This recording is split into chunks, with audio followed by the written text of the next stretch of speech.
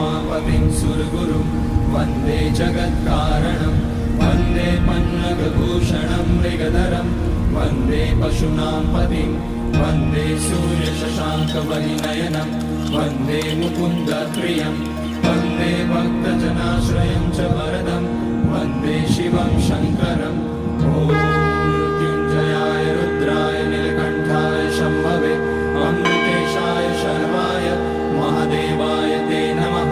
नमस्तेऽस्तु भगवन् विश्वेश्वराय महादेवाय त्र्यम्बकाय त्रिपुरान्तकाय त्रिकाग्निकालाय कालाग्निरुद्राय नीलकण्ठाय मृत्युञ्जयाय सर्वेश्वराय सदाशिवाय श्रीमान् महादेवाय नमः।